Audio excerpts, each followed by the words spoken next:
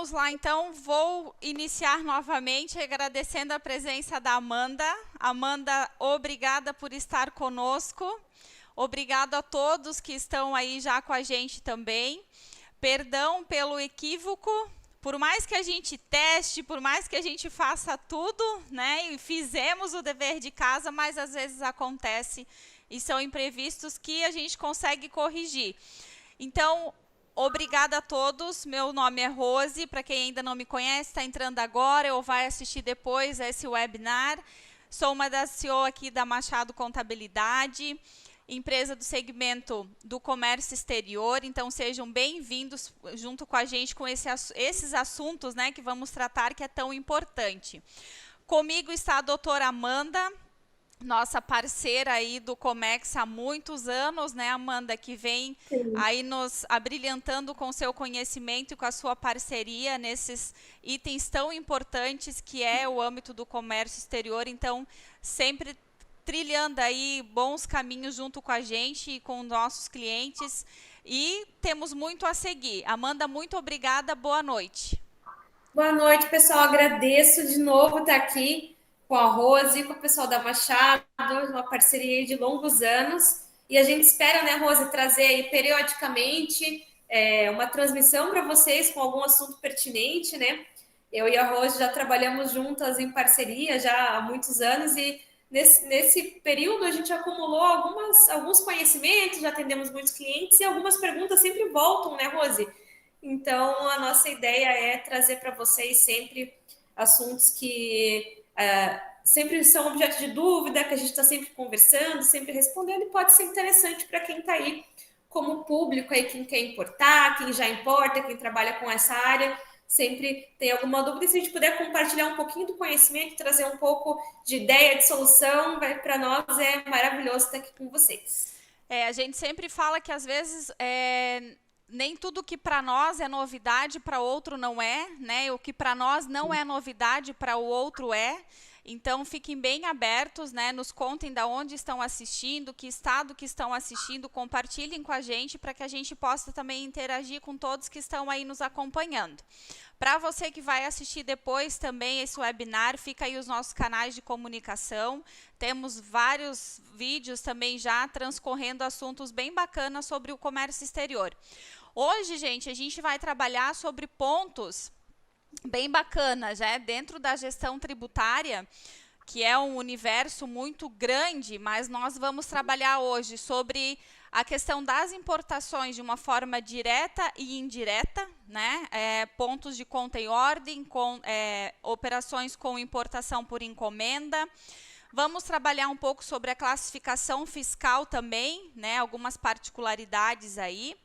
E sobre o TTD no âmbito geral, operações que têm acontecido, pontos importantes que a gente precisa tomar de atenção. Vamos falar um pouquinho também de como está o processo da linha da alfândega lá de Diniz do Cerqueira, né, que a gente teve aí mudanças novamente. Na outra live até a gente comentou um pouquinho e agora a gente retoma aí que teve uma pequena mudança novamente. Então, Amanda, deixo contigo. Eu sei que você vai compartilhar um material aí conosco. Eu vou mudar também aqui a minha telinha para que o pessoal consiga enxergar o que você vai estar compartilhando. Beleza, já coloquei aqui para compartilhar. Ainda não estou vendo aqui no YouTube, mas sempre tem um delayzinho, né? Até aparecer na tela. Vamos ver, tá todo mundo vendo, tudo certinho.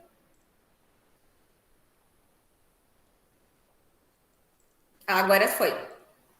Estou conseguindo ver aqui certinho no YouTube. Tá vendo, Oi, Rose? para mim tá ok, compartilhando tela. Vamos lá. Vamos lá, pessoal.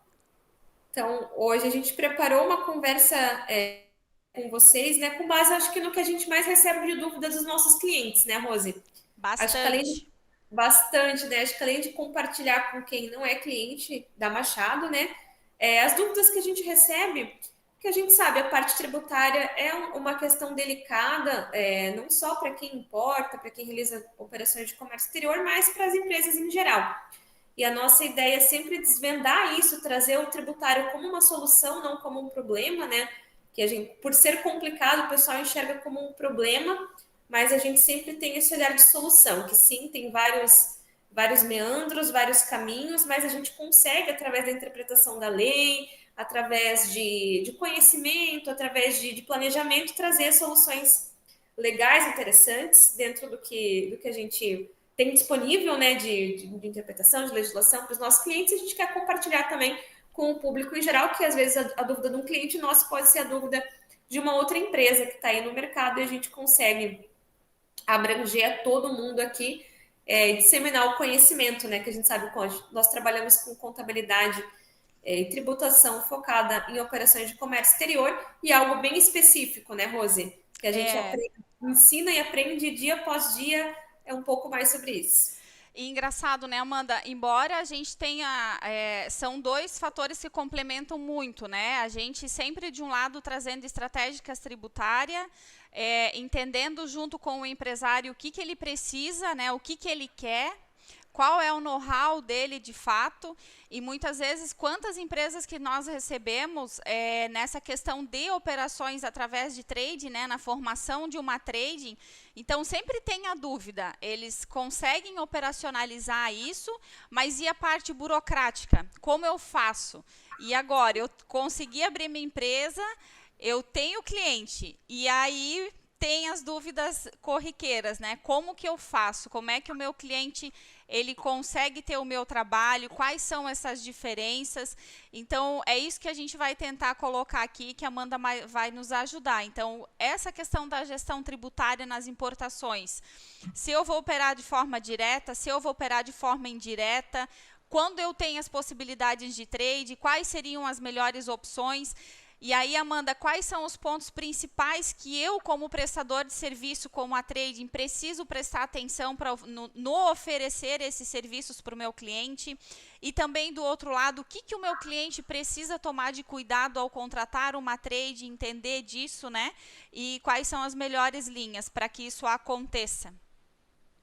Exatamente. E já vamos passar aqui, claro, brevemente, assim, os objetivos que nós compartilhamos com vocês, a tratar um pouco desses assuntos: gestão tributária, importação com conta e ordem, encomenda e própria, que a gente trabalha muito com essas questões, com dúvidas. Temos vários clientes que são trading, né, Rose? Temos. Vários. E temos também alguns clientes que são importadores através de trading. E a gente vê, só compartilhando aqui também, a gente vê muito que o planejamento tributário é muito importante nessa hora. Não tem uma resposta única para o que é melhor para mim. A gente recebe muito essa dúvida, né? O que é melhor para mim, né? É melhor eu fazer uma conta em ordem, é melhor eu fazer uma encomenda, é melhor eu fazer uma conta própria. E isso não tem uma resposta única. Nós temos várias possibilidades. Muitas vezes é melhor eu ter uma encomenda, às vezes é melhor eu ter uma conta em ordem, às vezes é melhor eu fazer uma conta própria.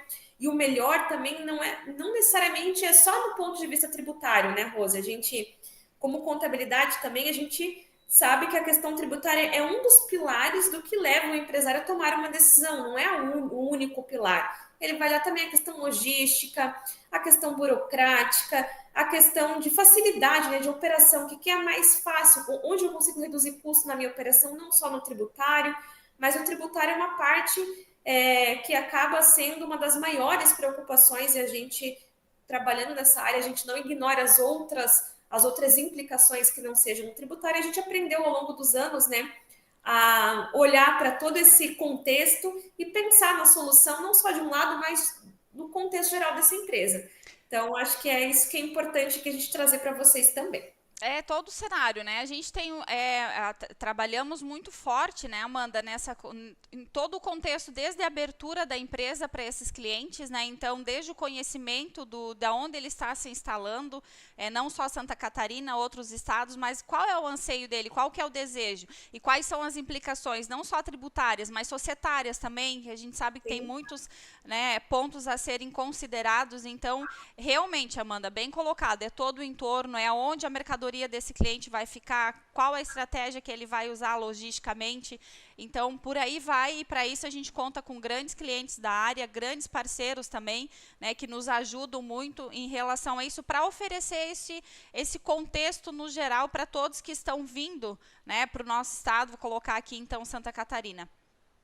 Exatamente. E claro, né, acho que dentro desse contexto, nós que já estamos há alguns anos trabalhando com operações de importação direta e indireta, nós selecionamos algumas dúvidas, assim, acho que para tratar do ponto de vista geral, sobre importação. Acho que o conta e ordem e encomenda, eu acho que hoje, se a gente for analisar, acho que é o nosso campeão de dúvida e de planejamento tributário em si, né, Rosa? Eu acho que é o que a gente mais Sim. explora ali com os clientes, dúvida, planejamento tributário, é uma das questões que a gente mais trabalha no nosso dia a dia. Acho que muitas empresas que estão acompanhando aqui a gente, tanto no ao vivo como que vão ver essa live depois, pode ser que tenha as mesmas questões, as mesmas dúvidas que a gente vai explorar aqui.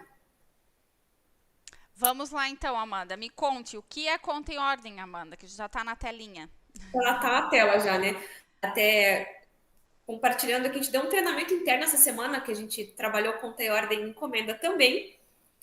E nesse treinamento interno, acho que também é do pessoal que trabalha na área também tem um pouco de dúvida, mas são operações bem diferentes entre si, muito embora tanto conta e ordem quanto encomenda sejam modalidades de importação indireta, as duas são completamente diferentes, tanto no contexto jurídico, né, da concepção jurídica, né, das duas coisas, quanto na questão de natureza de operação mesmo, a natureza em si, do que se trata conta e ordem e encomenda. No caso de conta e ordem, por exemplo, a gente está falando de uma prestação de serviço. A gente tem aqui tanto na encomenda como na conta e ordem, a gente vai ter um intermediário, uma empresa intermediária, que geralmente é trading, e uma empresa destinatária final.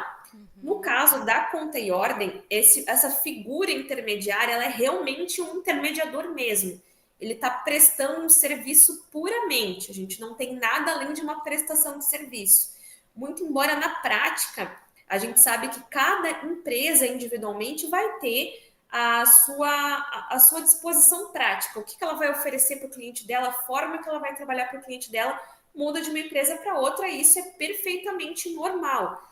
Mas o que a gente tem que ter em mente aqui, no sentido de legislação e de diferenciação, é que a conta e ordem ela implica um serviço. Eu, como trading, como intermediária, vou prestar um serviço, e esse serviço engloba centralizar aqui as operações burocráticas de uma importação.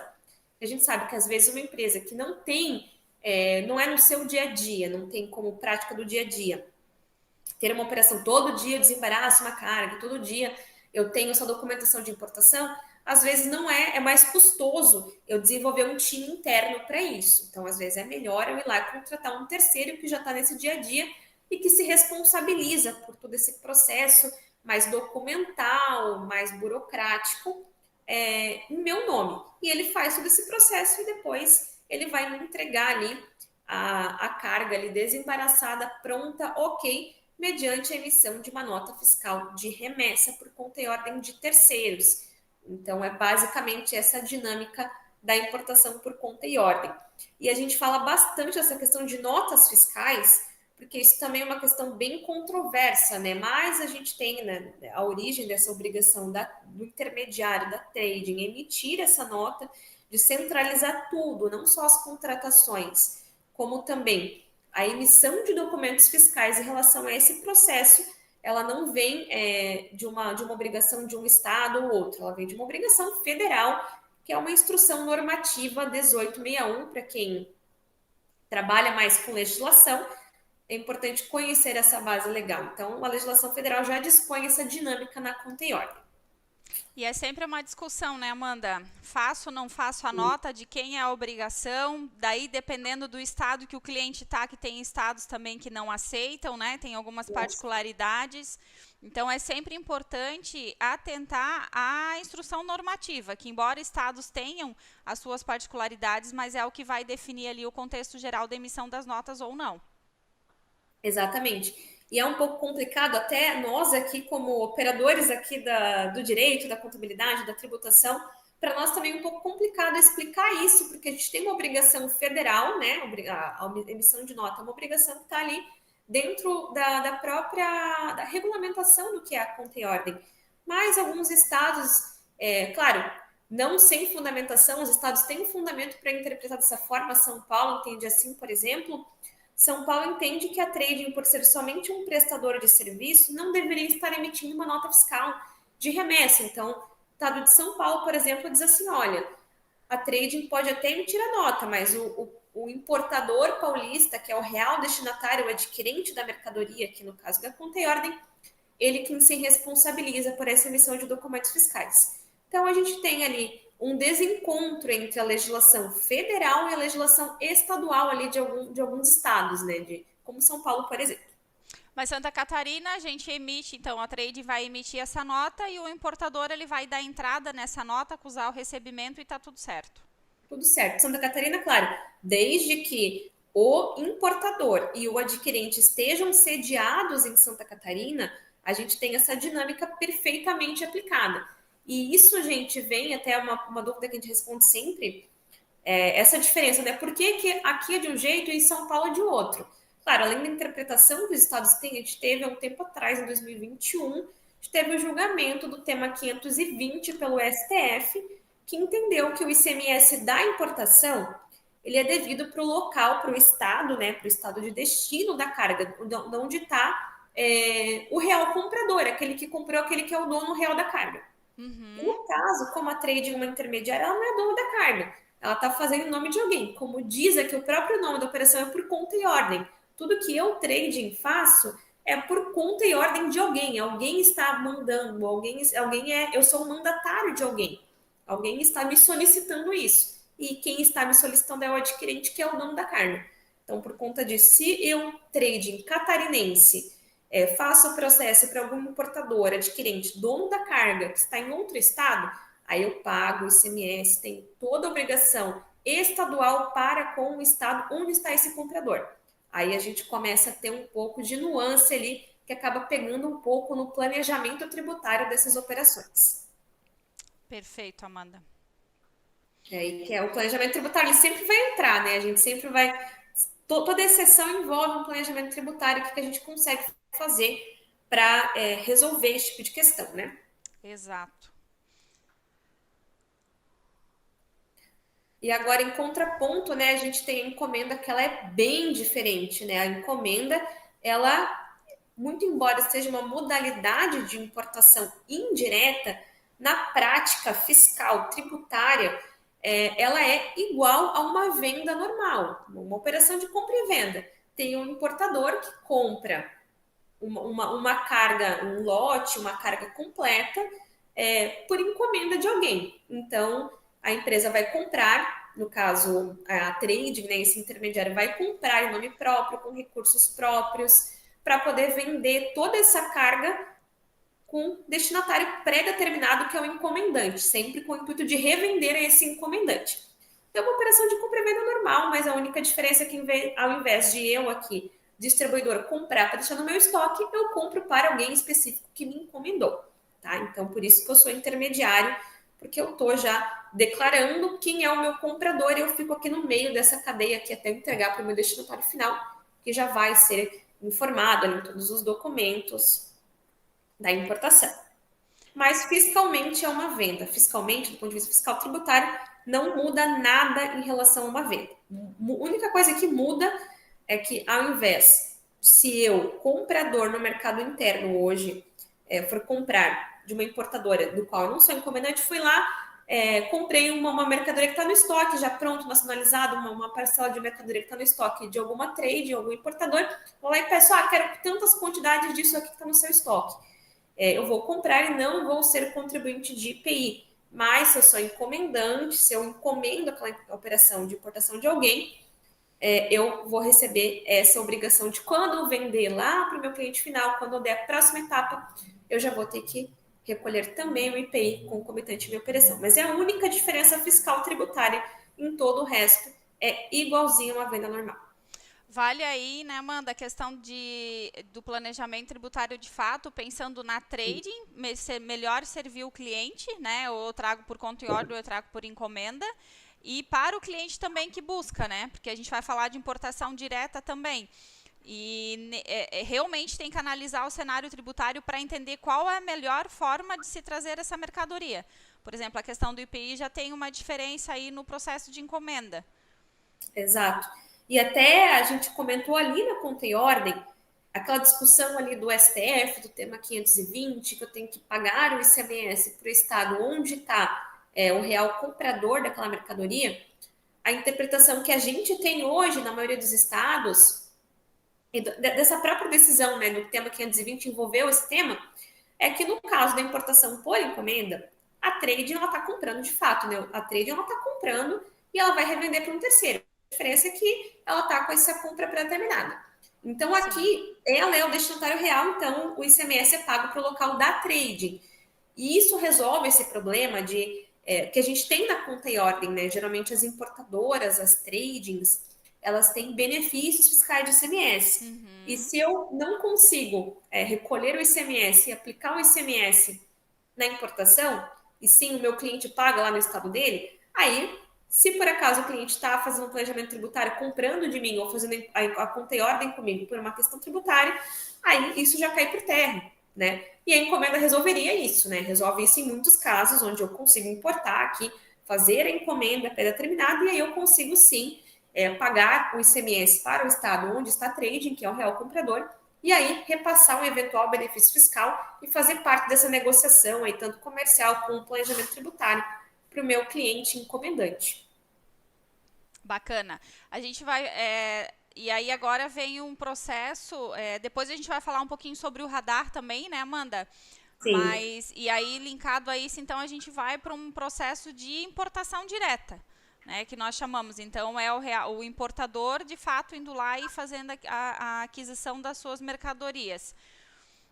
Isso. A importação indireta, ela sempre vai ter um intermediário, né? Na Uhum. direta, não. Na direta, sou eu, detentora ali do meu radar, do meu benefício fiscal, caso tenha, né? Caso seja meu interesse, e realizador de todo o processo, sem mais ninguém figurando comigo em nenhum documento. Sou eu sozinho.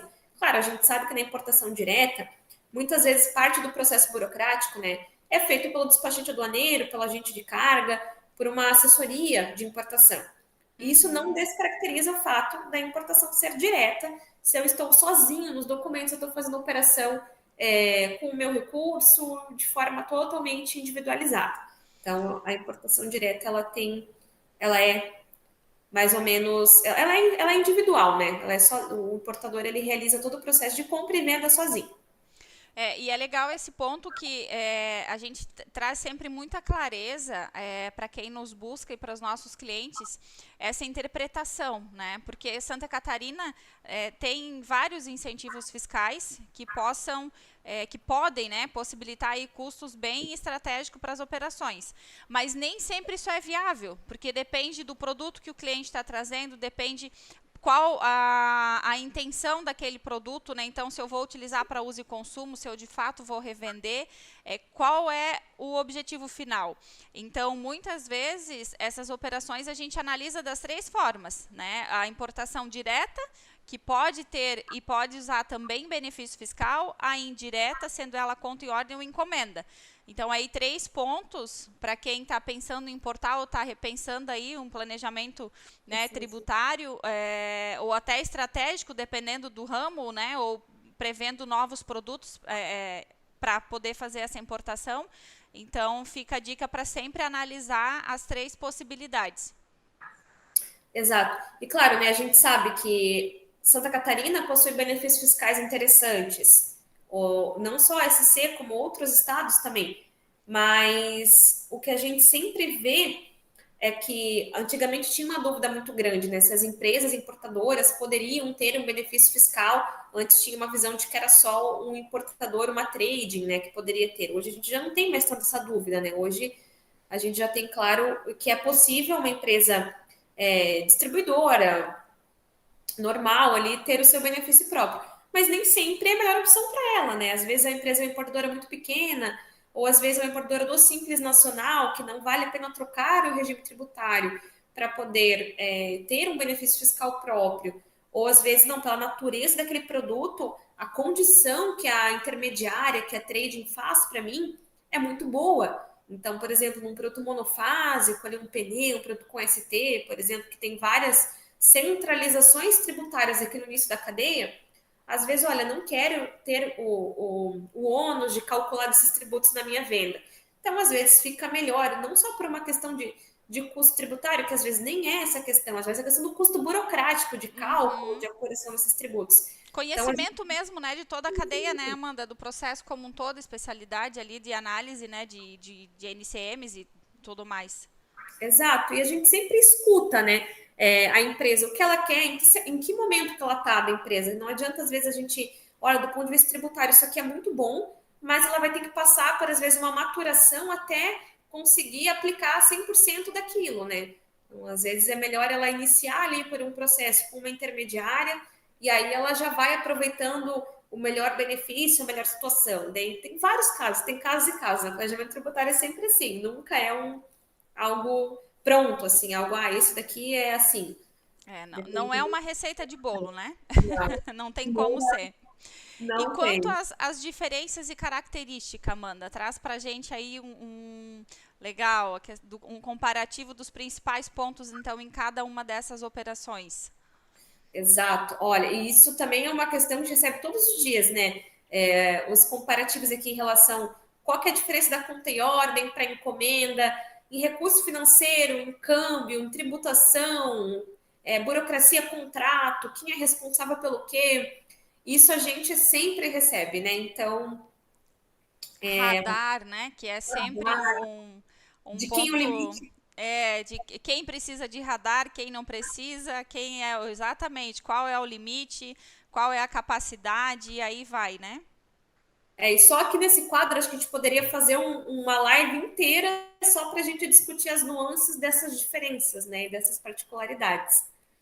Mas o que a gente tem aqui de principal, né, do ponto de vista tributário, como nós falamos antes, né, na conta e ordem, na importação por conta e ordem, eu tenho aqui uma intermediária que me presta um serviço.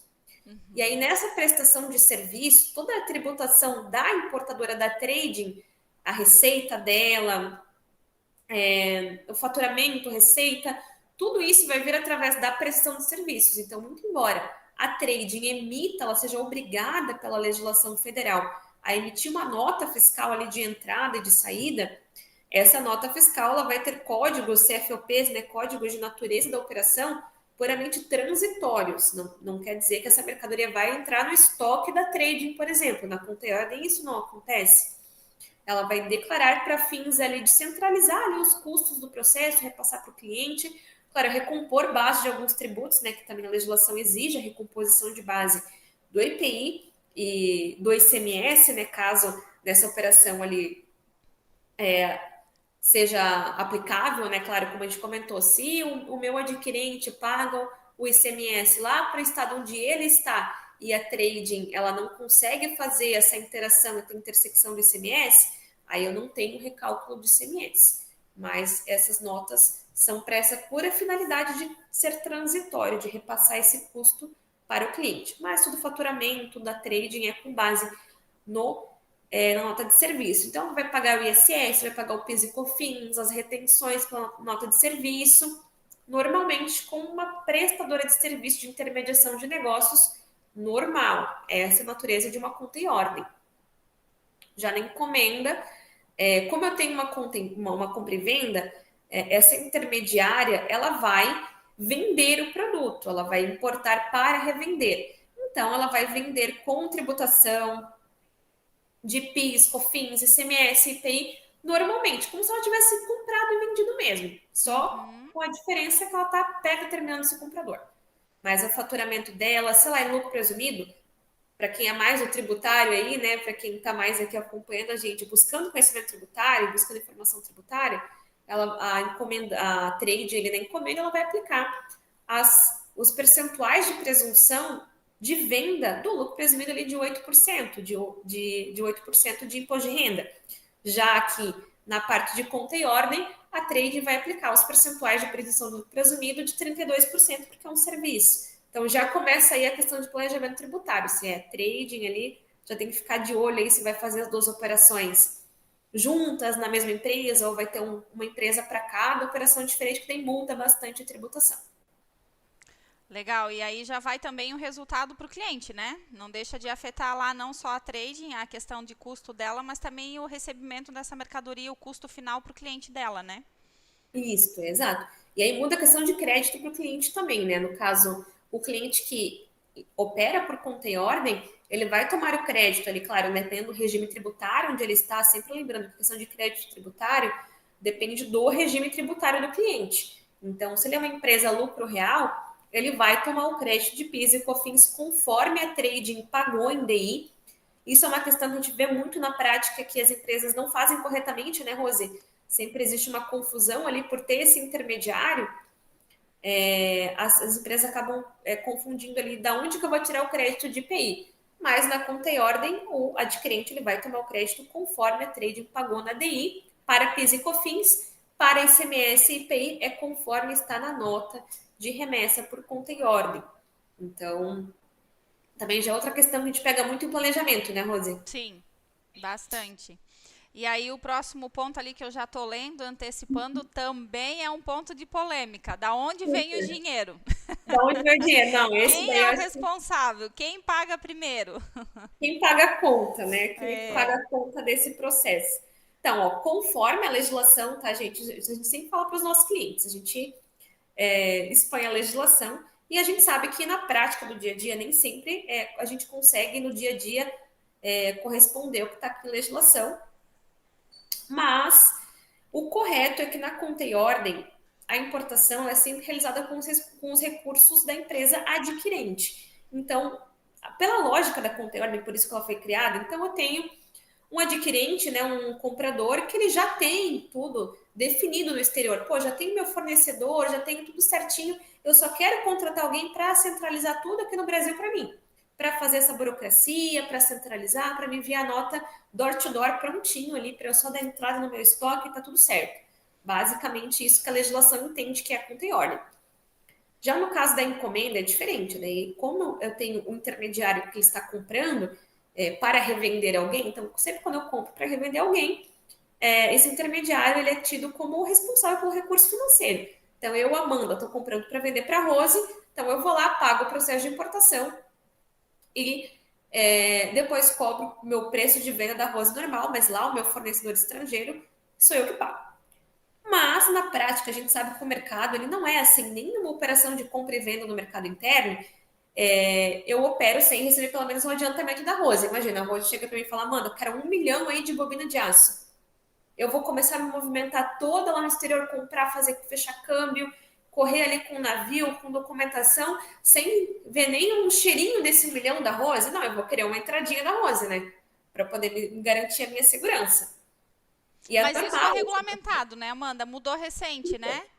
Está regulamentado. Então, hoje, na própria CLAIN ali que a gente falou, a 1861, ela vai trazer ali informação de que o adiantamento ele é permitido porque acontece no mercado. A gente sabe que ninguém opera sem ter um adiantamento, é segurança comercial das empresas, né? Então, Sim. ainda bem que a Receita ela se atentou a essa questão operacional, né? Que a legislação, às vezes, ela não se atenta à dinâmica das operações, né? A gente tem que pensar em segurança do cliente, das empresas, e isso foi resolvido pela IEM. E claro que a gente recebe muita dúvida quanto a isso, né? Porque é prática do mercado que sejam antecipadas. A encomenda, às vezes, ela vem somente como planejamento tributário, não para atender ali a disposição do que tem a legislação do que é encomenda.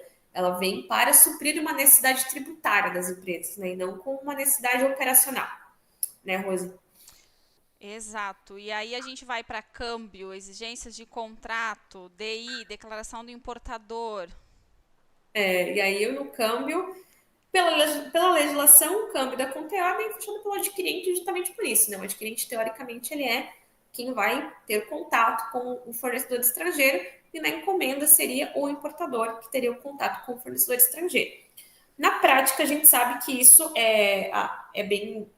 As trades operam de forma dinâmica com isso, né? Então, tem tradings que na conta e ordem oferecem um serviço diferente, que vão lá, buscam um fornecedor, fazem teste com a mercadoria no exterior. Então, isso acontece de forma prática no dia a dia e não descaracteriza necessariamente a operação de importação.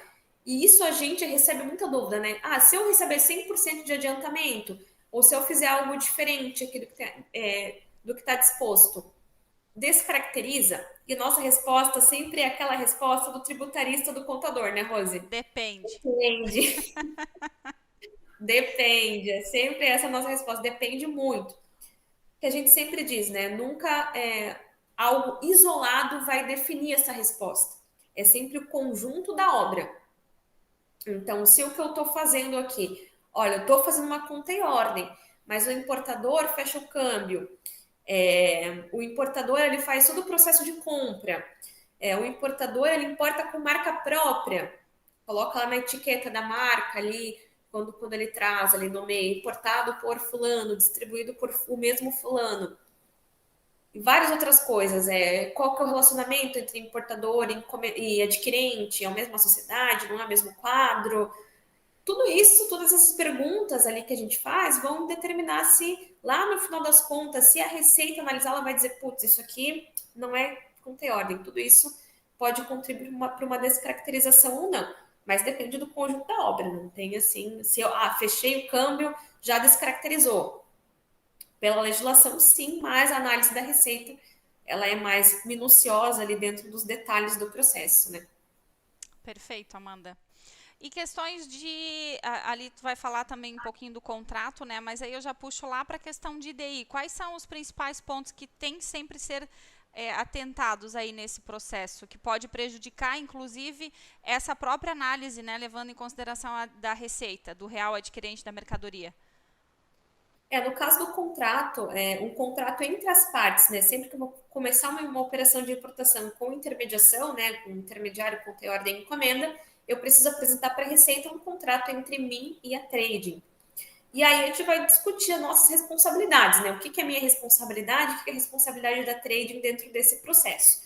Então, na encomenda, a gente sabe que a trading compra e me vende. Então, a responsabilidade da trading ela é de um comprador mesmo, de um vendedor, né? De uma empresa comercial. E já na prestação de serviços, as responsabilidades são um pouco diferentes. Então, ali eu estou fazendo, como eu estou fazendo por conta e ordem de alguém, a responsabilidade é muito mais, digamos, a gente consegue trabalhar muito mais em contrato a responsabilidade do adquirente do que da própria trading. E aí, um recado ali para as traders que estão nos ouvindo, né? Eu mesmo que sou do tributário agora, assim, depois de alguns anos de profissão, que eu estou me apegando mais aos detalhes contratuais, que a gente já viu tanta coisa, né, Rose? Coisas de fiscalização onde o contrato fez a diferença, a redação do contrato acabou trazendo uma interpretação X ou Y. Então, o contrato ele é super importante. Às vezes a gente trabalha naquele dia a dia, assim, pega um modelo de contrato e vai, e a gente não discute ali com a parte realmente qual que é a nossa responsabilidade em relação a isso, porque a legislação ela vai trazer uma responsabilidade solidária entre a trading e o comprador, ou a trading e o adquirente. Mas a gente consegue trabalhar isso entre as partes ali no contrato, que ele é obrigatório de ser apresentado. Mas na declaração de importação, e é isso, gente, pessoal que está aí, que é despachante aduaneiro e faz a DI mesmo, o pessoal que vai acompanhar a gente depois, por favor, coloque no campo de informações complementares se é uma importação por conta e ordem ou encomenda, um apelo do setor fiscal aqui. É verdade. Um apelo do setor fiscal, por favor. A gente estava discutindo ontem isso, né? A gente estava falando com o pessoal do setor fiscal ali. Poxa, mas na DI fica igualzinho, né? A gente tem um campo na DI importador e adquirente. Não tem uma nomenclatura de encomendante para quando eu, fiscal, ou eu, setor fiscal, né? Ou o próprio fiscal da Receita deve compartilhar da mesma dúvida que a gente, né? É assim, poxa, será que aqui é uma conta e ordem, uma encomenda? Pela nomenclatura? Não? O próprio Siscomex não tem uma nomenclatura encomenda. Então, a gente tem que analisar outras nuances, documentação da operação ali, né? O próprio contrato, que vai no Siscomex para saber. Mas a gente, quando fiscal, não tem acesso a essas coisas, não, tá? A gente tem que olhar ou que está em informações complementares da DI. Então, por favor, aí, despachante aduaneiro que está vendo essa live ou gravado depois, dá uma olhadinha Pense lá. no seu contador. Pense na Machado quem é cliente e pense no seu contador também no respaldo aí pelo serviço. E realmente é um ponto que ajuda muito, né, o setor fiscal e também o setor contábil. Por gentileza. E a gente sempre fala, né, Rosa? Às vezes parece que a gente está puxando a sardinha para o nosso lado, né? Mas não é. É que tudo isso vai combinar numa única coisa, que é a operação do cliente. Então, o cliente do despachante é o cliente do contador. Então, se a gente trabalhar em cooperação ali, quem está ganhando é o cliente. Ele que vai ficar tranquilo, que todo mundo vai fazer certinho, vai conseguir entregar ali o resultado final, que é a operação segura, correta para o cliente. Legal, tem uma dúvida, veio uma pergunta aqui, deixa eu ver, dúvida do nosso espectador Edilson. A classificação fiscal de produtos importados pode variar entre importação por encomenda e importação por conta e ordem? A classificação fiscal em si, não. Então, se eu estou importando o produto XYZ, por exemplo, um produto específico, e ele tem aquela classificação fiscal pela natureza dele, isso não varia, isso não deveria variar entre conta e ordem e encomenda. O que varia é que, por exemplo, quando eu tenho uma encomenda, o meu comprador, o meu importador, ele é a minha trade. Então, ela pode ter uma interpretação diferente do que é a classificação fiscal do meu produto. Porque a gente vai falar um pouco mais sobre isso, né, Rose, depois. Mas a classificação fiscal é algo bem complexo, não é algo tão fácil assim. Depende da interpretação de vários aspectos técnicos do produto, o que é o produto, para que ele se destina, qual a composição dele, quais são os detalhes técnicos, às vezes uma máquina, detalhes de operação daquele produto. E a interpretação disso tudo aí é que vai culminar na classificação fiscal desse item. Então, às vezes, importei com a trading A e ela classificou de forma X, e importei com a trading B, ela classificou de forma Y, mas por uma questão de interpretação de algo que não é tão simples, que é a classificação fiscal. Bacana, obrigada, Amanda, por responder. Vamos lá, a questão do radar, né? Radar é um ponto também que a gente dá bastante suporte aqui para as empresas e também gera bastante dúvida. Por isso, a questão de quando for, né, pensar em importar, a gente sempre fala, inicie o processo desde a Constituição, questões societárias, questão de capacidade financeira, capacidade de comprovação. Então, é muito importante de que nós tenhamos todos esses dados, porque é isso que a Receita Federal ela vai analisar, né? Então, fugindo um pouquinho aqui disso, mas é para tomar realmente esse cuidado ao abrir, né, ou solicitar alguém como sócio dentro de uma empresa que tem esse olhar, tem capacidade para realmente ter esse processo de radar deferido, né? Então a gente tem aí as duas modalidades, três, né? Nós temos o limitado de 50 mil dólares, o limitado de 150 mil dólares e o ilimitado acima de 150. Todo importador precisa de radar e isso é fato, né? O que vai consolidar a categoria é o que ele tem a necessidade de importação e outra capacidade de importação, né? Então, às vezes, ele precisa importar 100 mil dólares em mercadoria, mas ele não tem comprovação suficiente para realmente efetivar esse deferimento do radar.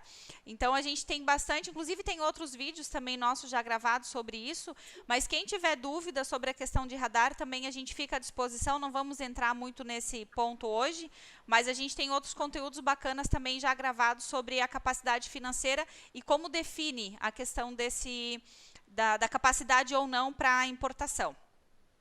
Isso, mas é legal a gente comentar aqui nessa diferenciação de conta e ordem de encomenda, que a gente sempre recebe essa dúvida também, também acaba sendo objeto de planejamento ali, tributário, societário, estratégico em geral das empresas, de quem é o limite, né? Então, se eu estou importando por conta e ordem, o limite que a Receita considera é sempre do adquirente. E aí é bem rapidinho ali, o que é radar, o que é limite, né? Para quem está aí acompanhando e não tem muito esse conhecimento, ou está aprendendo agora, toda importadora, eu não consigo abrir uma empresa hoje e, vou começar a importar e fui. Não, eu preciso ter, a Receita Federal tem que me autorizar, ela tem que me dar um limite para que eu faça essas operações de importação, para que eu desembarace, que eu declare minha mercadoria ali importada.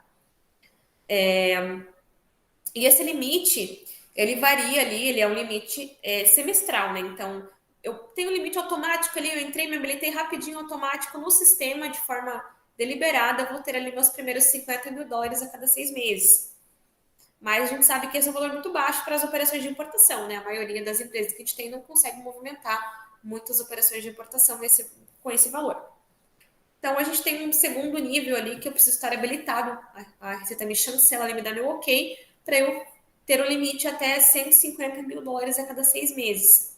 E esse limite a gente consegue trabalhar ele, consegue aumentar ele, comprovando que a empresa tem essa capacidade financeira de US$ 150 mil, ou em dinheiro na conta bancária, ou pelo histórico do que ela já movimentou. E aí tem várias opções dentro do histórico. Posso ver o quanto, qual produto que ela importa, se é um produto com desoneração tributária, se ela é uma empresa nova, se ela é uma empresa antiga, tem mais ou menos de 5 anos. E aí tem várias opções que a gente consegue ver ali dentro, né? Para poder aumentar esse limite. E é um assunto sensível, porque o limite do radar ele é algo que demanda um processo para a gente comprovar tudo isso. Então, tem que ter uma empresa, a gente tem que ter ali um histórico contábil, fiscal, financeiro bem delimitado ali para que a Receita dê o ok, né? Porque imagina, eu vou mandar um monte de documento para o auditor da Receita Federal analisar e me dar o ok. Então, imagina você manda um documento ali que tem uma informação um pouco sensível, ali, um pouco duvidosa, algo que pode trazer um risco para a empresa. Olha que problema que a gente pode trazer para essa empresa. E já aconteceu, né? A gente teve casos recentes aí de empresas que passaram por processo de fiscalização e o processo de radar, a empresa não conseguiu esse limite adicional, né? Não conseguiu aumentar o limite dela, justamente por algumas questões. Pô, movimentação bancária ali dentro do extrato bancário, que é um documento que em alguns casos é pedido, né? O extrato bancário identificou ali uma movimentação atípica entre conta da PJ e conta da pessoa física do sócio.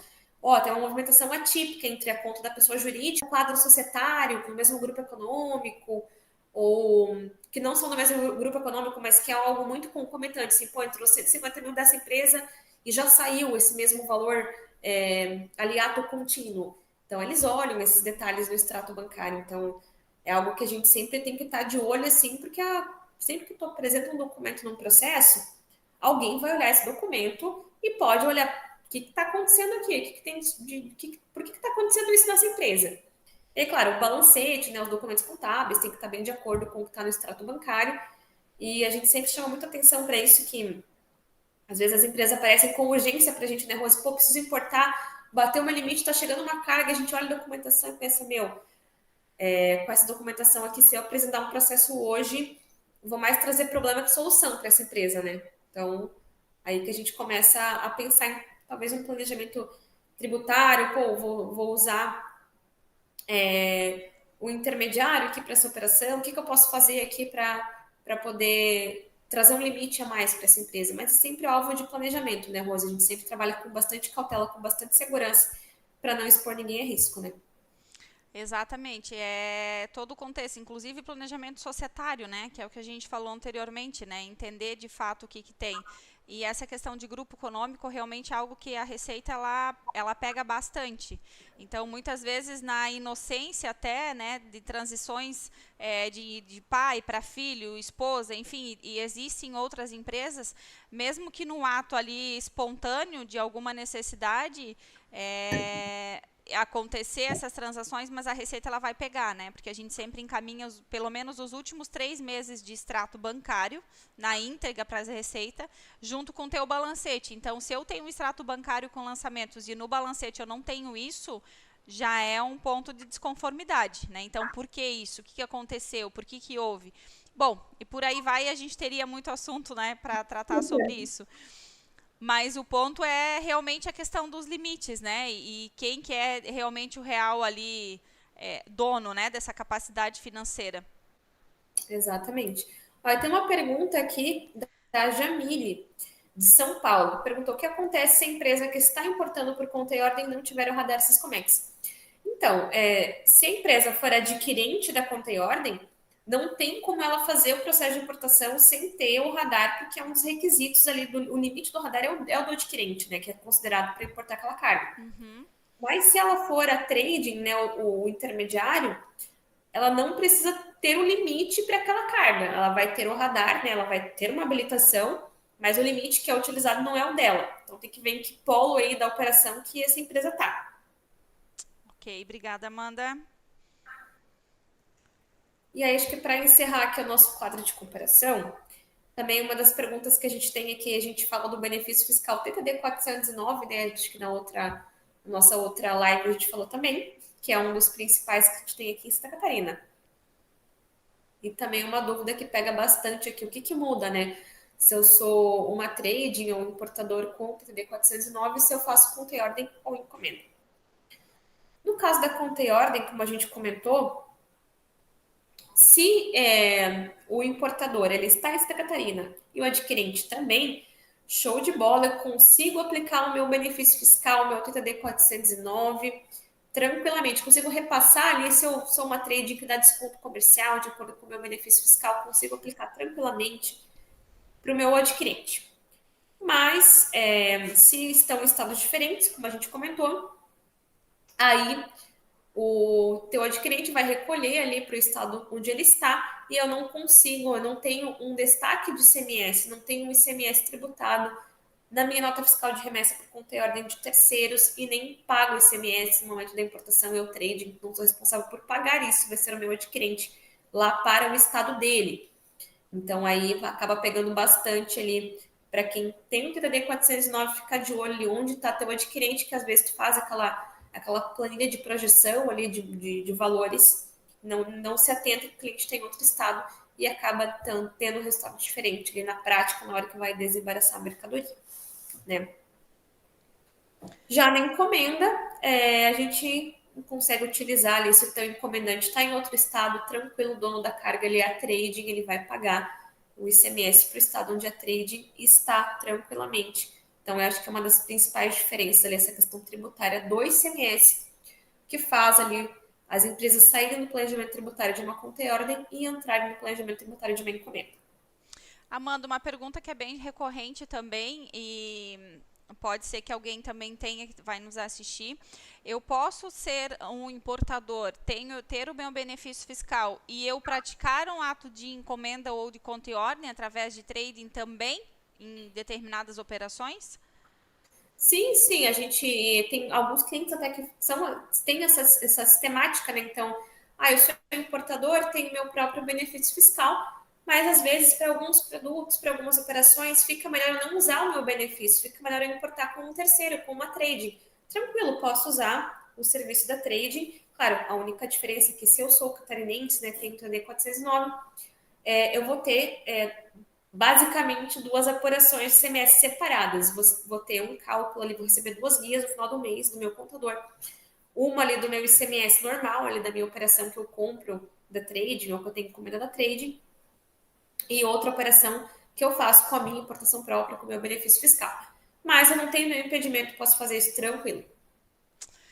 Bacana, Amanda. Vamos para um próximo, então. A gente teria muito assunto aí sobre esses pontos, né? A gente tem que fazer uma, quem sabe, em cada ponto desse daí. Mas, para dar sequência aqui, então, o próximo passo que a gente ficou de trazer era a questão de importação de produtos. A gente fala em ex-tarifários, né? Sobre as aplicações e classificações fiscais e não similaridade nacional. Então, que entra disso, né? Entra dentro desse contexto do ex-tarifário. O que tu traz para nós em relação a isso hoje? Ó, antes de passar aqui para o nosso próximo tema, acho que tem duas perguntas aqui de Tem radar. pergunta? Tem duas perguntinhas de radar aqui no nosso chat. Então, ó, o Edilson ele é de Manaus e perguntou o que fazer em caso de problema de bloqueio, né, de radar durante uma operação de importação por encomenda ou por conta e ordem. Então, acho que depende, Edilson, de que polo que tu tá. Se tu é uma trading e tá intermediando uma conta e ordem, ali o teu limite de radar ele não é utilizado. Mas provavelmente o teu caso, ali, a tua dúvida é sobre se tu é o destinatário da operação, tu usa o teu limite ali nesse processo, teu limite de radar. E lembrando, né, que na encomenda, tanto o importador quanto o encomendante ou adquirente tem um limite considerado. Então, é bem importante isso, que volta e meia a gente tem alguma situação, não, mas eu quero importar por encomenda, mas não tem limite. Então, o encomendante tem que aumentar o seu limite de radar conforme a movimentação da sua carga. Mas o que fazer no caso de bloqueio? Depende do motivo do bloqueio. Às vezes a gente teve ano passado uma suspensão massiva de processo de radar por conta de não atendimento a algumas questões ali, alguns requisitos burocráticos. Eu tenho que ter o DT habilitado, eu tenho que ter uma condição ali burocrática habilitada. Aí a gente conseguiu resolver de forma mais rápida. A gente foi lá, sanou aquela situação que estava impedindo, que estava suspendendo o radar, e deu tudo certo. Agora não, eu tive um bloqueio porque eu passei por um processo de fiscalização, eu tive um perdimento de carga, que eu estou passando por um PAF, um processo de fiscalização. Aí eu tenho que analisar qual que é a natureza desse processo para ver qual que é a dimensão ali desse bloqueio, né? Então, muitas vezes, não tenho tempo de resolver esse processo, o processo administrativo demora um pouquinho mais para resolver, né? Às vezes, tá chegando semana que vem a importação, nem sempre a gente consegue resolver. Talvez, às vezes, a gente consegue dar um mandado de segurança, depende do motivo. Em outras vezes, a gente consegue ali ou fazer alguns planejamentos tributários aqui, né? Talvez utilizar uma SCP, alterar ali ou utilizo uma outra empresa do meu grupo econômico ali como comprador da carga, ou eu negocio ali com uma outra empresa no meu segmento, algum parceiro, mas depende bastante ali do que está acontecendo para propor um planejamento tributário ali assertivo, um planejamento ou alguma outra medida judicial, ali, um planejamento estratégico assertivo. Tem uma outra pergunta aqui, Amanda, então, para a gente também atender. O radar deve ser solicitado somente se houver operação de importação. Caso a empresa fique sem operar de início, não há necessidade de solicitar? Ou há, e a liberação costuma demorar quanto tempo? Uma pergunta da Cris. Então, acho que... vamos lá. Primeiro, então, se eu devo solicitar o radar para qualquer operação de importação, sim, né? Sim. Caso a empresa fique sem operar de início, o que acontece? Quanto tempo ela pode não operar e não usar esse radar? Caso a empresa fique sem operar de início, você pode habilitar o teu radar e ficar 12 meses sem movimentar o radar. Então, nesse tempo, você vai manter o teu radar ok. Se a tua expectativa for operar depois de 12 meses, a gente orienta que seja habilitado mais próximo do início da tua operação. Mas não assim tão em cima da hora, né, Rose, que às vezes acontece. Tá chegando mês que vem a minha carga. E é um processo um pouco mais demorado. Se você vai habilitar o radar, agora, por exemplo, final do ano, a gente acabou de passar por um evento que foi uma greve dos auditores fiscais, né? Exatamente. Então, o nosso processo, que é estimado em 20, 30 dias, passou para 40, 60 dias, praticamente. Então, olha só, duplicou o tempo do processo. Se é uma operação que está chegando semana que vem, daqui a 2 semanas, já não deu tempo de habilitar, né? Conforme a empresa precisava. E isso não tem como prever, né? A gente estava trabalhando de forma certinha com os prazos, a Receita analisando certinho os prazos. E tem um prazo legal, tá? Para quem está aí com a gente, tem um prazo legal que a Receita tem para analisar os nossos documentos, quando nós apresentamos o processo de radar, que é de 10 dias. E se eles não cumprirem esse prazo, a gente pode solicitar o deferimento imediato do nosso pedido com base no descumprimento de prazo. Mas ainda assim, eu pedi muitas vezes, eu fiz esse pedido muitas vezes em vários processos agora que extrapolou o prazo ali, e às vezes eles não analisam, porque eles estão em greve, então eles não analisaram os documentos que eu juntei, muito menos o meu pedido de urgência e de deferimento imediato conforme a lei. Claro, eu poderia pedir um mandado de segurança aí para poder avaliar a documentação, mas é uma coisa que a gente prefere não depender disso, né? Que daí foge do nosso controle e prazo, né, Rose? É sempre bom trabalhar com antecedência. Exatamente. Então, tá aí, Cris, tá? O tempo normalmente de processo é em torno de 20 dias, 20 a 30 dias, né, Amanda? Às vezes não demora tudo isso, mas é bom sempre, como a Amanda falou, trabalhar de forma antecipada. Uma outra pergunta da Thaís em relação. Thaís é do Rio de Janeiro. Tudo bem, Thaís? Como posso saber se minha empresa é elegível para benefícios fiscais na importação em Santa Catarina? Aqui a gente tem, como alguns estados, ali tem algumas limitações, né? Tem, acho que, alguns estados que pedem investimento mínimo, alguns estados que pedem que seja exclusivamente uma matriz ou exclusivamente SA, uma empresa com constituição SA. Aqui no estado não tem essas exigências, né? Qualquer empresa importadora com quinais ali, com atividades de comércio atacadista, de objeto social de importação e que tenha uma inscrição estadual em Santa Catarina e que tenham, também acho que esse é o principal requisito, né? Que tenham CND federal, que tenham certidão negativa de débitos federais, que não tenham principalmente débitos previdenciários de INSS. Eu acho que isso que é o nosso maior impedimento hoje, né? Os dois maiores impedimentos que a gente tem. É histórico de inadimplemento do sócio, né? Algum histórico negativo do sócio em Santa Catarina, ou a ausência de CND federal e estadual da empresa. E lembrando também que o regime da empresa precisa ser de um lucro real, lucro presumido, tá, Thaís? O Simples Nacional, ele não consegue se candidatar aí a benefícios fiscais, tá? E o Arlindo comentou aqui na questão do radar, Amanda também, na dúvida, né? Minha recomendação é que faça com a trade. Olha o Arlindo puxando sardinha pro lado dele. Ele falou, como trade, não poderia recomendar diferente, né? Nesses casos, quando acontece problema com o radar, a gente até orienta que tem intermediação de uma trading ali, né? Tem uma questão de limite, às vezes a gente troca a documentação da carga, né? Então a trading ajuda bastante nessa hora, né, Rose? Ajuda bastante sim e sempre é uma opção, com certeza. E o Exato. Arlindo aí é uma ótima referência também nisso. Vamos seguindo então, próximo passo, olha nosso horário, 8h20 já vai Meu dar. Deus. E antes de seguir para o próximo, só lembrando que a questão do simples, tá, gente? A gente vai falando de tributário, esquece. Simples Nacional não pode ser optante pelo regime do TTD 409, né, dos benefícios de importação, mas lembrando que a gente tem aquele detalhezinho lá do sublimite do Simples. Então, se tu és uma importadora que paga o ICMS por fora do Simples, tu atingiu o sublimite, paga a parte federal dentro do Simples e a parte estadual fora do Simples, aí tu é elegível, no meu entendimento, né, tu é elegível ao TTD 409 ali, ou qualquer outro benefício fiscal. Então, tem esses detalhezinhos ali que até é importante para planejamento tributário, né? A gente faz muito planejamento tributário assim também. Bem lembrado, Amanda. Então, vamos lá, né? Nosso próximo tema, que você deixar eu e a Rosa, a gente gosta de bater um papo, né, Rosa? A gente fica aqui até Olha, meia-noite. sem dúvida. Então, vamos lá. A gente fala bastante de classificação fiscal, né? Teve até uma pergunta anterior sobre essa questão ali de tem diferença de classificação fiscal. E é uma questão sensível, né? Classificação fiscal. E isso impacta na carga tributária de todos os tributos federais, né?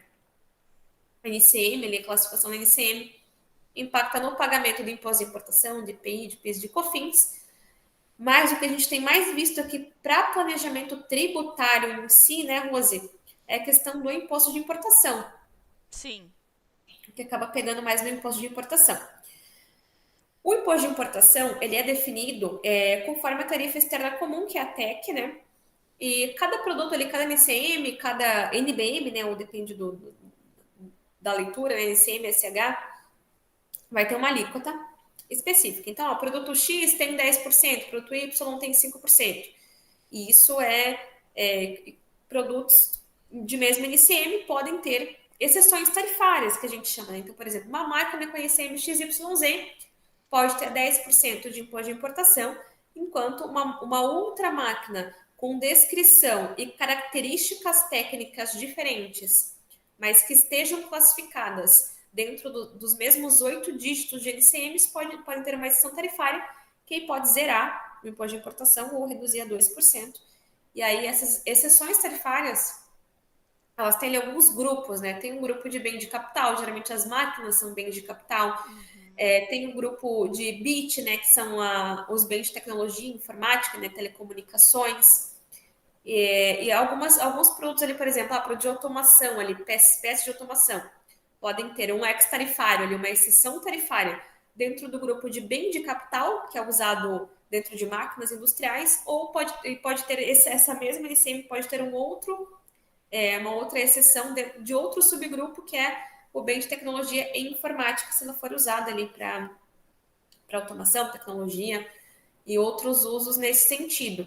Então varia muito, né? E é importante isso, né, dessa questão do imposto de importação, que ele é custo, né? O imposto de importação ele é custo, diferente do IPI, PIS, COFINS, ICMS, que podem ser creditáveis, pode tomar esse crédito, dependendo do teu regime tributário, né, como empresa.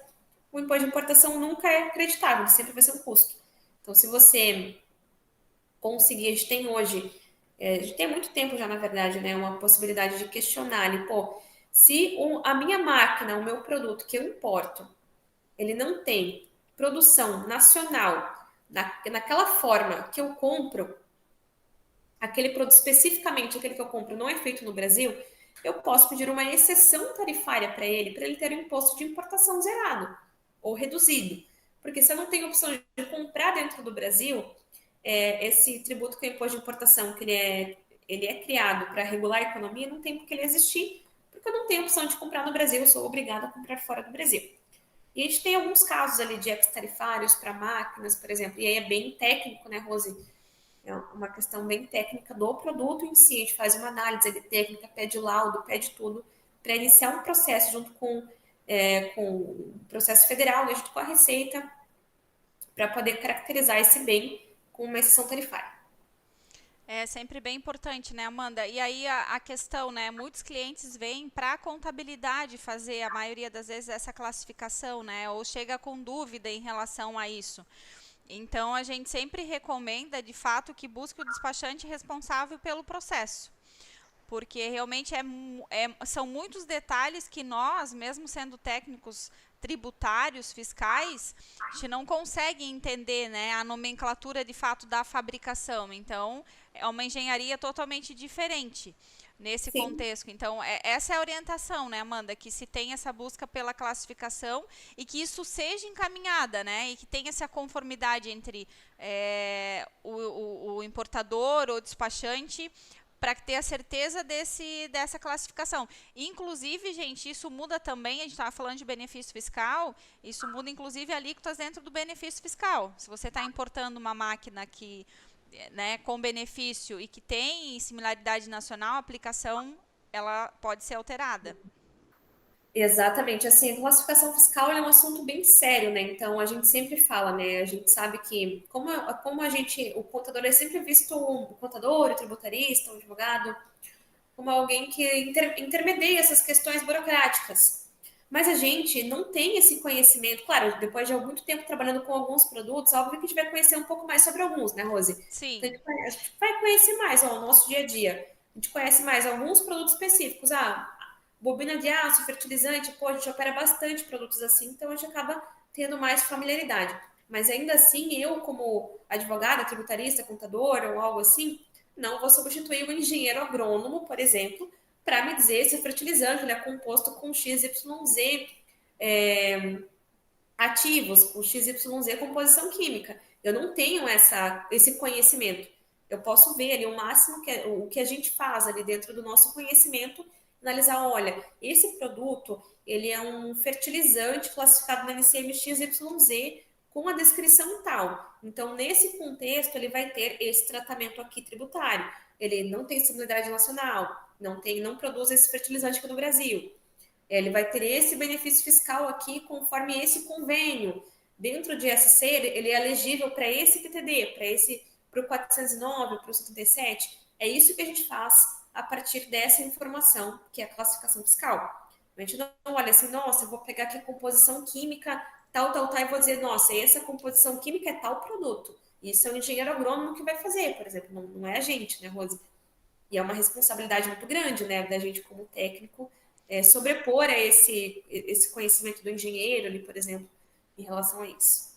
A gente não costumamos fazer isso, né? E realmente indicamos que sejam profissionais capacitados para realmente fazer isso. E aí, uma vez que definido de fato esse NCM, aí sim traz para a gente que a gente vai analisar todo o contexto tributário que realmente tem embasamento. Mas essa é Exato. sempre a indicação. E até voltando para essa parte de classificação fiscal aqui, é objeto também de muita fiscalização por parte da Receita Federal, né? Então, imagina, se você classificar um produto errado, a gente teve alguns clientes, né, que passam periodicamente por esse processo, tem alguns itens que são controversos, por exemplo, A Receita, ela exige uma classificação de uma NCM que tem a carga tributária maior do que a outra, mas o produto se enquadra melhor em outra NCM. Então, aí, às vezes, a gente também vê o inverso, né? A empresa ela quer classificar a NCM de acordo com aquele código que traz a menor carga tributária. Mas se eu cair no canal amarelo, ali, por exemplo, tiver uma exigência documental, eu vou ter que demonstrar os dados do meu produto, e aí eu posso estar expondo essa empresa a um risco de fiscalização, de cobrar multas, e até em alguns casos ali penas mais severas do que a multa em si, né, Rose? E a gente sabe que acontece, né, Amanda? Não só nesse quesito, né, de ex ou não, mas a gente já teve situações de cliente que é recorrente eles serem levados, né, pela Receita Federal a analisar novamente essa nomenclatura. A gente tem casos aí de empresas que trazem no âmbito de pneumáticos, né? Que existe uma classificação que às vezes a Receita entende que não é, mas é lógico, o cliente vai lá, ele apresenta toda a documentação e está sendo condizente com o que ele está apontando nos documentos.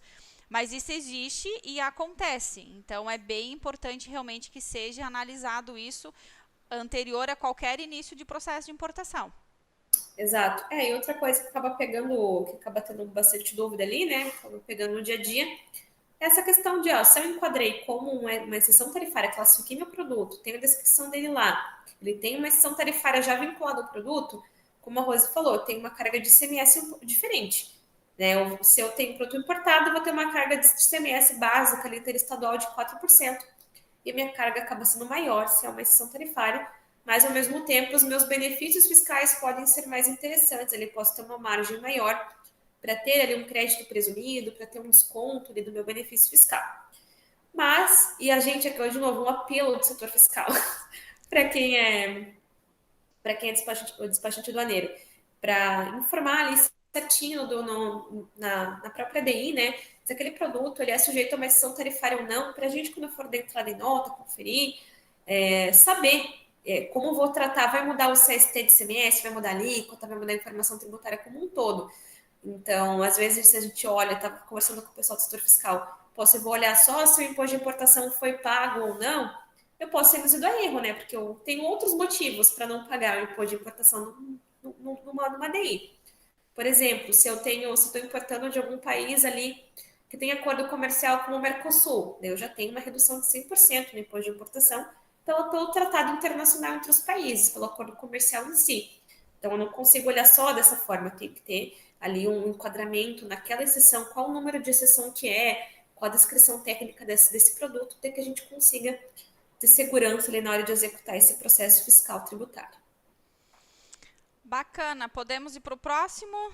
Não veio Podemos. nenhuma pergunta mais em relação a isso, né?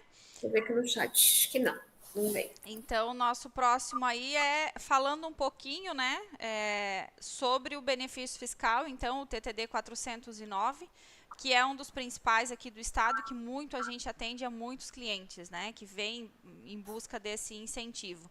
Então, o que tu traz para a gente hoje, Amanda, em relação aos benefícios? Alguma coisa, alguma mudança?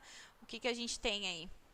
Então, acho que de ponto principal, que o que a gente teve agora no começo do ano, né, foi a Operação Portos, aqui em Santa Catarina, que acabou trazendo algumas fiscalizações, algumas situações de risco para as empresas beneficiárias do D409, que é legal a gente compartilhar, né, Rosa? A gente sempre fala para os clientes, mas é bom relembrar que no dia a dia pode acabar passando batido.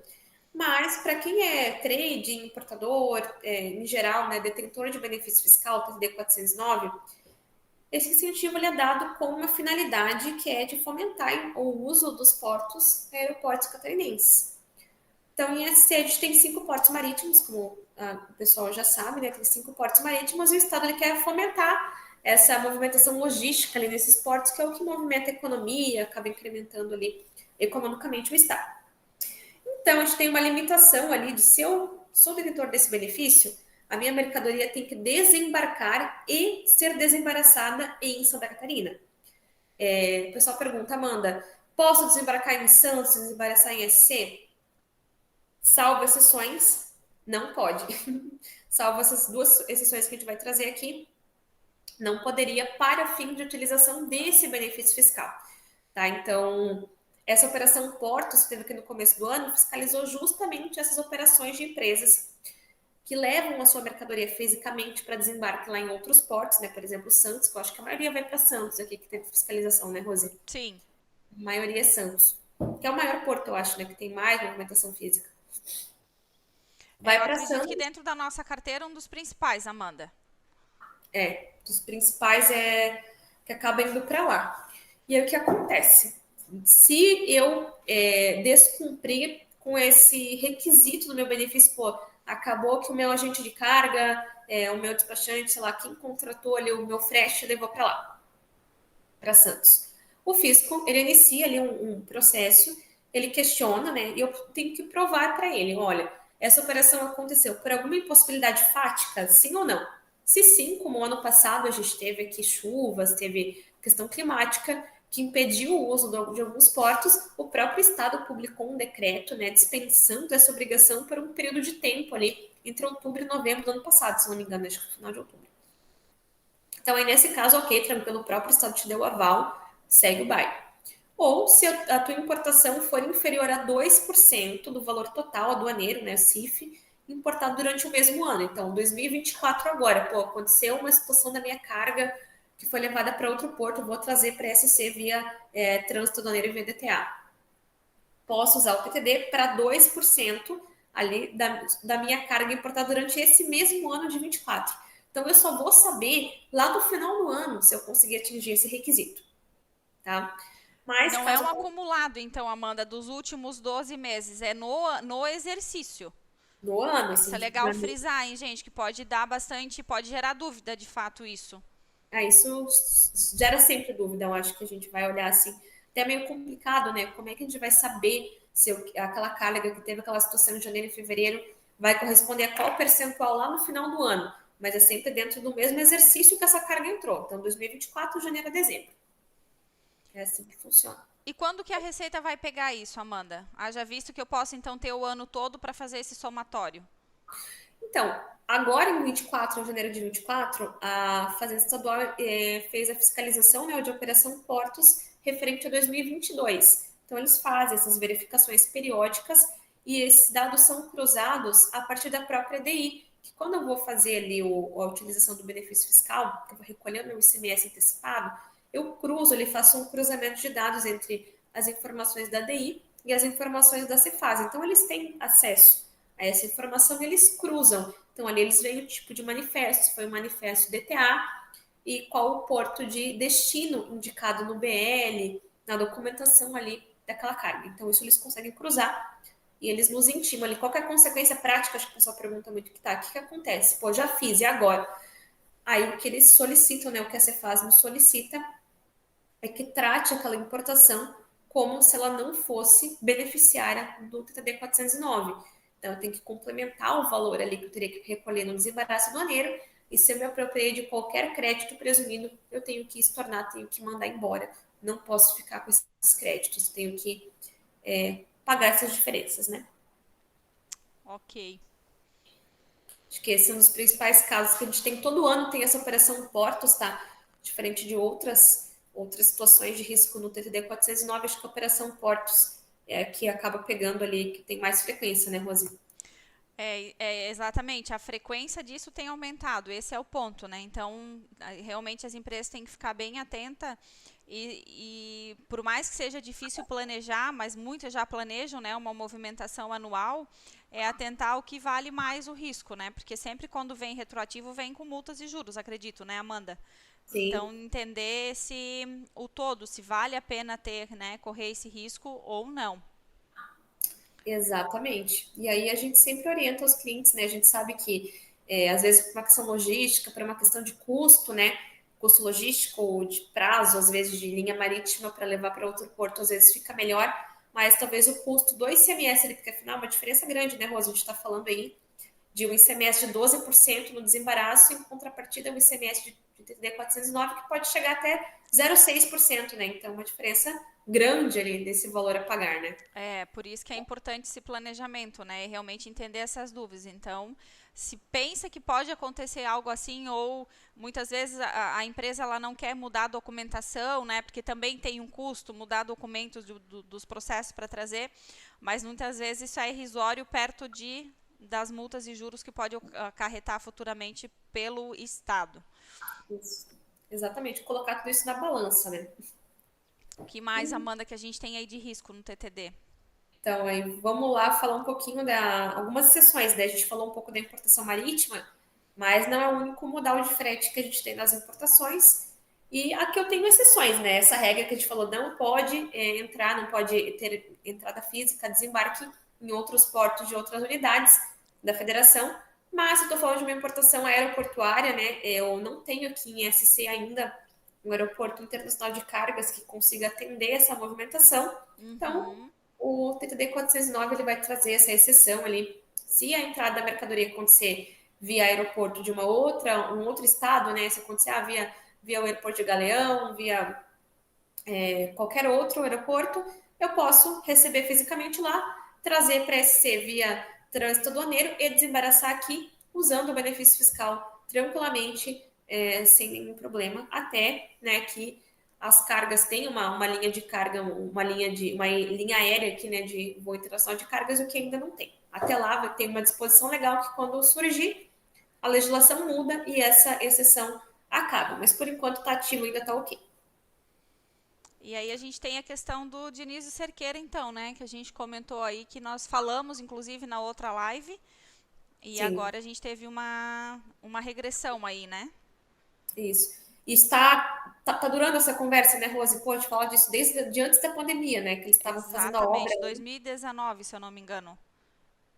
Isso. A gente está falando sobre isso há muito tempo, desde antes da pandemia. E até agora a gente não. Não, a gente teve algumas nuances, né? Então, no final do ano passado, a gente já esperava a publicação com o fim da obra, né? Que já esperava a publicação já dessas limitações ao frete rodoviário. Então, só para contextualizar o que acontece hoje, né? Uma empresa que traz ali via frete rodoviário, via caminhão, né? De outros países ali, que geralmente são Bolívia, Paraguai, Uruguai, Argentina, traz desses países. Até então eu poderia passar por qualquer ponto de fronteira, meu caminhão poderia entrar por qualquer ponto de fronteira e utilizar o benefício fiscal sem nenhum problema, seja entrada via fronteira catarinense ou via uruguaiana, via Foz do Iguaçu, qualquer uma que seja, a gente poderia entrar e utilizar o benefício fiscal. Então o Estado fez uma obra lá em Dionísio Cerqueira para centralizar ali, para fomentar essas importações entrarem ali via fronteira catarinense. Então, no final do ano passado, veio uma disposição ali informando que, revogando ali aquele item do termo de concessão do benefício fiscal, que eu teria que obrigatoriamente passar ali pela fronteira de Dionísio Cerqueira para poder utilizar meu benefício fiscal, com exceção das cargas que viessem do Uruguai, né? Que não faz sentido eu subir do Uruguai até Dionísio Cerqueira, depois descer. Ali eles autorizaram, nesses casos, a passar pela fronteira de outro estado, que possivelmente vai ser o Rio Grande do Sul, que está ali do ladinho, né? Uhum. Mas agora, né, acho que dia 8 de fevereiro, acho recentemente, agora nesse mês, foi publicada a MP ali 262, que alterou ali a legislação de novo para dispensar essa condição de entrada caso o produto seja do Paraguai. Então, não só o Uruguai, mas o Paraguai também entra nessa dispensa. E além disso, né, além de ter dispensa do Paraguai, fica prorrogado lá para 9 de maio de 2024 o prazo para que essas entradas aconteçam obrigatoriamente por Dionísio Cerqueira. Isso quer dizer que até maio, até 9 de maio, se eu trouxer frete rodoviário, minha importação via frete rodoviário, de qualquer país, eu posso passar por qualquer fronteira e utilizar meu benefício fiscal tranquilamente. Tá? Até que eles organizem lá a questão de Dionísio Cerqueira, que deu ali uma movimentação grande lá e não conseguiram atender os prazos, né? Ficou um pouco corrido por lá. Bem corrido, né? A gente acompanhou um pouco nas reportagens também e realmente criou-se um gargalo muito grande. E aí, perdas de mercadorias, né? E, enfim, bastante complicações. Mas que bom que teve realmente essa entrada aí do governamental para poder auxiliar nesses pontos. Bem Isso. bacana. Amanda, vou te colocar uma pergunta aqui que veio do Denis Alberto. Poderia comentar um pouco sobre DIFAL de empresa filiada em Santa Catarina? com transferência de mercadoria para a matriz em outro estado, como por exemplo São Paulo? Acho que foge um pouquinho da questão do TTD, né? Mas foge um pouquinho, mas assim, a gente tem muito essa questão para planejamento tributário. O que acontece, né? Vários estados, São Paulo inclusive, exigem o pagamento de um ICMS antecipado quando entra uma mercadoria importada, ali com ICMS de 4%, né? A alíquota básica interestadual das mercadorias importadas é 4%. E alguns estados como Paraná, Rio Grande do Sul e São Paulo, por exemplo, né, vários outros, mas exemplo desses três, eu coloco uma exigência para as empresas recolherem essa diferença entre os 4 de ICMS que vieram da nota fiscal de quem forneceu e a alíquota interna dessa mercadoria em São Paulo, por exemplo. E aí teria uma exigência de DIFAL ali, que o pessoal chama de DIFAL, mas é o ICMS antecipado a pagar ali, teria uma média de 14% nesse caso. Na transferência, Denis, o estado de São Paulo, ele dispensa esse recolhimento se a entrada não for uma aquisição, for uma transferência. Tem uma resposta à consulta do Estado, publicada acho que em 2021 sobre isso. Eu não vou me lembrar de cabeça agora o número dessa resposta à consulta, mas São Paulo já se manifestou que na transferência eles não cobram esse DIFAL, tá? Esse semestre antecipado, no caso. Agora, outros estados como... Aí, lembrando, né? São Paulo, ele coloca essa exigência somente para empresas do Simples Nacional. Então, empresas de outros regimes em São Paulo não pagam esse semestre antecipado.